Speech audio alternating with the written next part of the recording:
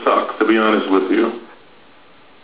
So joining us now is Dr. Kimberly Manning with the Emory University School of Medicine, and she's going to tell us about this.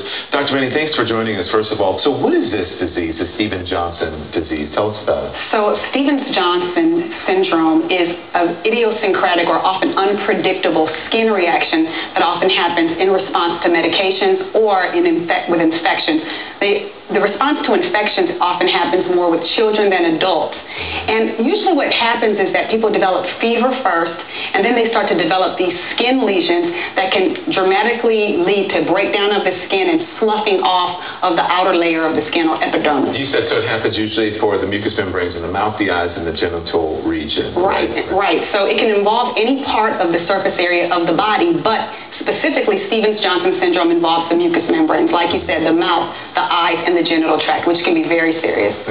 But usually people usually live from it, especially younger people. 47 is not that old, though. Well, 47 is not that old, but with Stevens-Johnson syndrome, it's very serious, and one of the problems that can happen is that people can often develop what we call superinfection, infection on top of it. Children and young adults do the best with this, and the overall mortality or cause or death from Stevens-Johnson syndrome is usually around 1 to 3%, which doesn't sound that high, but as you grow older, that chance gets greater. And people are wondering, and as did I, like, is anything to do with this pigment? Like you saw his pigment, you know, the pink lip or whatever.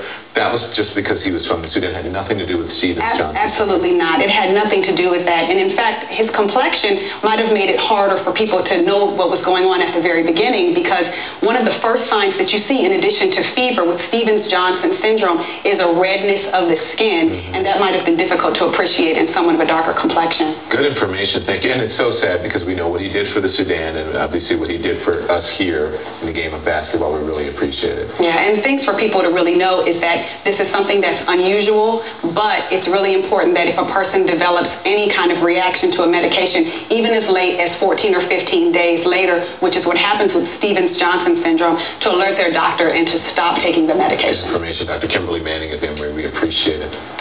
10 people